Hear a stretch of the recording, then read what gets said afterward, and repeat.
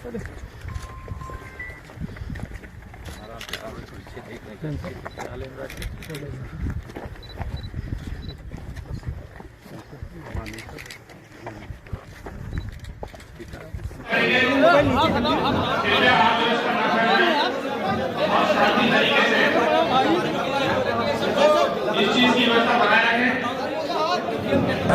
रामपुर के एक दिवसीय दौरे में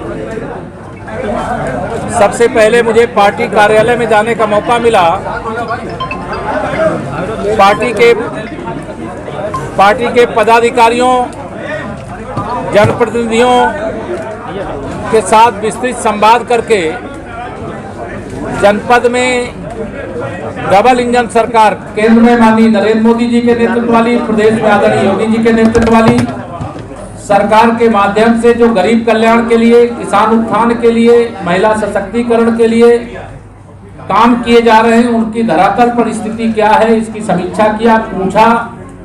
और जिले की समीक्षा बैठक में जो फीडबैक कार्यकर्ताओं के माध्यम से मिला है, उसके क्रम में मैंने निर्देश दिया है कि रामपुर जिला चूंकि ऐतिहासिक जिला है, रामपुर लोकसभा में भी कमल खिला है, रामपुर विधानसभा में भी कमल खिला है, और 2024 में हम लोग रामपुर सहित सभी 80 सीटें लोकसभा की जीत करके माननीय नरेंद्र मोदी जी को तीसरी बार देश का प्रधानमंत्री बनाने के लिए प्रयासरत है। और जनता का आशीर्वाद और समर्थन भी हम लोगों को मिल रहा है। हमारा कार्यकर्ता दिन रात परिश्रम भी कर रहा है।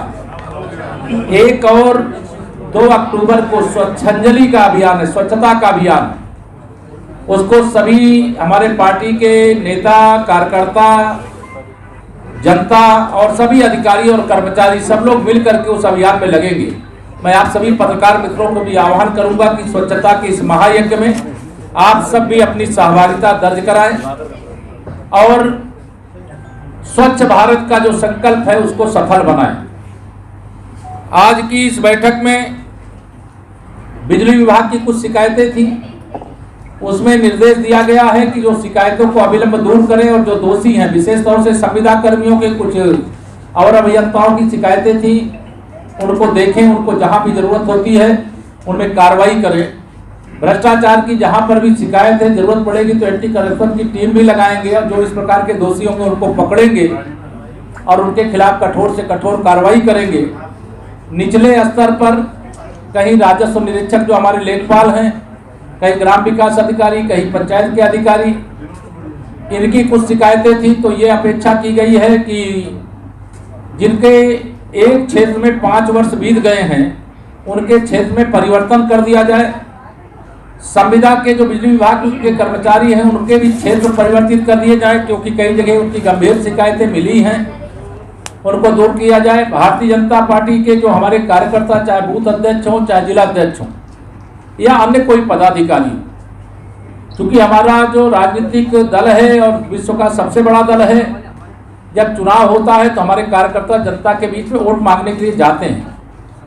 मासिक रूप से तहसील स्तर पर हमारे जो भाजपा के मंडल अध्यक्ष हैं, हमारे मंडल प्रभारी हैं, उनके साथ जो हमारे तहसील, ब्लॉक, सीओ सर्किल और थानेदार, बीडीओ, ये सब एक साथ, बिजली विभाग, जल जीवन मिशन, यह सब एक साथ बैठ करके जो समस्याएं होंगी उनको सुनेंगे और उनका समाधान करने का काम करेंगे। यहाँ और जिला लेवल पे महीने में एक बार जिलाधिकारी, हमारे जो यहाँ के एसएसपी नए आए हैं वो, और हमारे जो संबंधित जिला लेवल के अधिकारी, उनके साथ हमारे माननीय सांसद जी, माननीय विधायक जी, हमारे जिला अध्यक्ष जी, यह सब लोग बैठ करके, जिला पंचायत अध्यक्ष जी, सब लोग बैठ करके जो समस्याएं होंगी, और भाजपा का कार्यकर्ता कोई अनुचित समस्या लेकर के आता नहीं, सही समस्या समाधान करना पड़ेगा। जो लापरवाही करेगा उनके खिलाफ कार्रवाई भी करने का काम करेंगे। हमने 10% गांव, माने 70 गांव लगभग जल जीवन मिशन के माध्यम से हर घर नल से जल पहुंचाने की एक विश्व की सबसे बड़ी योजना चल रही है। उसमें कुछ शिकायतें आई हैं, उन शिकायतों का स्थलीय परीक्षण करने, प्रधानमंत्री गरीब कल्याण अन्न योजना का राशन दिया जा रहा है, उसमें घटतौली की कुछ शिकायतें थी, उनका स्थलीय परीक्षण करने के लिए टीम बनाने, और 10% गांव में जाने का आज यहाँ पे मैंने निर्देश दिया है। यहाँ पर कुछ अवैध डंपर चलाए जा रहे हैं, खनन आइटम लेकर के आने जाने के लिए, जिससे दुर्घटनाओं की भी शिकायत मिली है। जो अवैध रूप से ऐसे डंपर चला रहे हैं, बिना नंबर प्लेट के चला रहे हैं, उनके खिलाफ सख्त से सख्त कार्रवाई करने के भी निर्देश दिए हैं। कई दुर्घटनाओं की शिकायत मुझे मिली थी। बिजली की सप्लाई नियमित रूप से मिले, जो शासन की मंशा है उसके अनुसार। अभी हमारे यहाँ नवरात्रि का पवित्र पर्व आ रहा है, विजयादशमी का पर्व आ रहा है, दीपावली आ रही है। बिजनेस प्लान के अंतर्गत बिजली विभाग को पैसे अलग से भी दिए गए हैं। जो कहीं पर ऐसी तार है बिजली की जो कहीं नीचे बहुत लटक रही है, जिससे दुर्घटना की आशंका है, वह सब सुधार किया जाए। और अन्य योजनाओं में भी कुछ नए उपकेंद्र बनाने, दीपावली तक जो सड़कें हैं, चाहे पीडब्ल्यूडी की या अन्य विभाग की, उन्हें गड्ढा मुक्त करने। जो आयुष्मान भारत कार्ड है उसको, जो उसके लाभार्थी हैं उनको उपलब्ध कराने। चिकित्सा समस्या, डेंगू की यहाँ पर शिकायतें थी, उसके लिए मैंने यहाँ पे निर्देश दिया है कि चाहे प्राइवेट ब्लड बैंक हो, चाहे सरकार का ब्लड बैंक हो, उसमें जो रेट लिस्ट है उसको उल्लेखित करना चाहिए, लोगों से अवैध वसूली न होने पाए। इस दृष्टि से आयुष्मान कार्ड धारक को जो चिकित्सा सुविधा है वह प्रॉपर मिले, उसमें कोई लापरवाही ना हो। यह भी कहा, यहाँ जनपद के अंदर चाहे चक मार्ग हो, चाहे हमारे तालाब हो, चाहे सरकारी जमीन हो, उसको खाली कराने के लिए एक विशेष अभियान चलाने। अगर भूमाफिया ने कब्जा किया है तो उसको खाली कराने के लिए कार्रवाई की जा रही पहले से ही, लेकिन उनमें जो एक विधिक प्रक्रिया होती है अपना करके कार्रवाई करें। और जो गरीब आदमी कहीं पर अवैध कब्जेदार है तो उसको कोई वैकल्पिक प्रबंध करके तब उससे वहां पर खाली करावें। रामपुर की प्रशंसा माननीय प्रधानमंत्री जी पहले ही कर चुके हैं। यहाँ पर अमृत सरोवर का जो निर्माण किया गया था वो एक उल्लेखनीय था। यहाँ पे बहुत सारे राजस्व मामलों के निस्तारण के लिए भी अभूतपूर्व निर्णय लिए गए हैं। कई नवाचार के काम किए गए, मैं उसकी प्रशंसा भी करता हूँ। हमारी महिला सशक्तिकरण की दृष्टि से समूह की दीदियों को आज कुछ उनको CLF का जो चेक था वह भी यहाँ पर देने का काम किया गया है। और मैं 1 महीने बाद जिले के अंदर फिर से आऊँगा और जो आज बातें हुई हैं उन बातों को मैं फिर पता करने का काम करूँगा कि जो मैंने कहा है उसमें कोई कमी तो नहीं है। मैंने यहाँ के पुलिस के जो नए यहाँ कप्तान आए हैं उनको भी कहा है कि यहाँ चालान की बहुत सारी शिकायतें थी। तो बहुत ऐसे परिवार के सदस्य होते बिना हेलमेट के चलते हैं। सरकार का कानून है, बिना हेलमेट चलेंगे तो ऑनलाइन भी चालान हो रहे हैं। तो एक विशेष अभियान चलाने का काम, जो इस प्रकार की लापरवाही कर रहे हैं, जो गैर कानूनी ढंग से वाहनों को चलाने का काम कर रहे हैं, उसके लिए एक अभिनव योजना, एक नवाचार रामपुर में करने की मैंने कहा है। और मुझे आशा है कि वह जल्दी ही उसको शुरू करने का काम करेंगे। चाहे पत्थर गड़ी हो, चाहे पैमाइश हो, चाहे दाखिल खारिज के मामले, उनका निस्तारण करें। हर घर नल से जल, हर खेत तक, हर टेल तक पानी पहुंचाने का सरकार का जो संकल्प है उसे सफल बनाने। और जनपद के अंदर हम इतना ही कह सकते हैं, देश और प्रदेश की सरकार का खजाना खुला हुआ है। रामपुर में हमने लोकसभा भी जीत ली है, विधानसभा भी जीत ली है।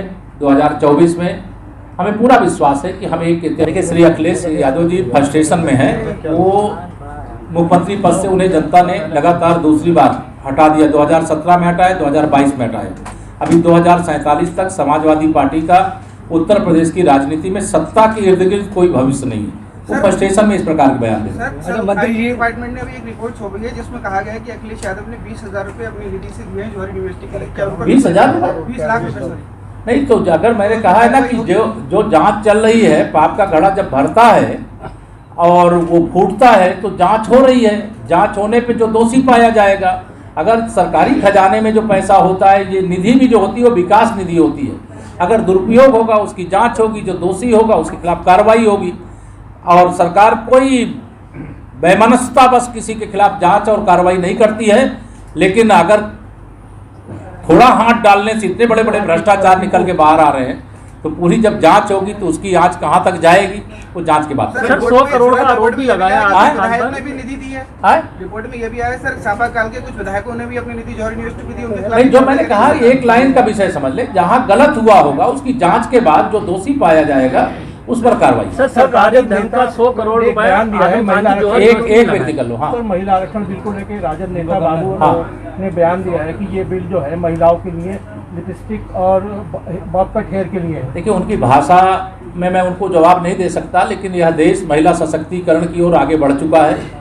अगर देश की सीमाओं की रक्षा हमारी बहनें कर रही हैं, देश के फाइटर प्लेन हमारी बहनें उड़ा रही हैं, देश की चिकित्सा सेवा में उनका अभूतपूर्व योगदान है, बिजनेस के क्षेत्र में योगदान है, विज्ञान के क्षेत्र में योगदान है, और अगर वह विधानसभा और लोकसभा में भी विधायक और सांसद बन करके बैठेंगी तो हमारा ये मानना है कि हमारा देश और तीव्र गति से प्रगति करेगा, क्योंकि उनकी भूमिका आधी आबादी की है। और माननीय प्रधानमंत्री मोदी जी को इस बात के लिए मैं धन्यवाद दूंगा, बधाई दूंगा कि उन्होंने 33% हमारी मातृशक्ति को लोकसभा और विधानसभा में आरक्षण का बिल पास करा दिया। कल महामहिम राष्ट्रपति जी ने उसमें हस्ताक्षर कर दिया, वो कानून बन चुका है, संविधान संशोधन हो चुका है। अच्छा मंत्री जी, आजम खान की जौहर यूनिवर्सिटी पे कई विभागों के अधिकारी जो पैसा दिया है, तो क्या उन अधिकारियों वो सवाल आया, मैंने कहा वो जांच चल रही है। अधिकारियों के विभाग जो विभाग मेरी बात समझ रहे, मैं अभी इतना ही कह सकता हूं कि जांच में जो दोषी पाया जाएगा उसके खिलाफ कार्रवाई होगी।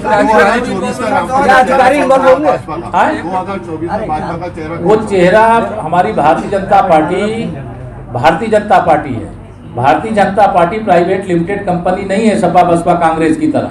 हमारा केंद्रीय संसदीय बोर्ड है, वह तय करता है और कौन होगा।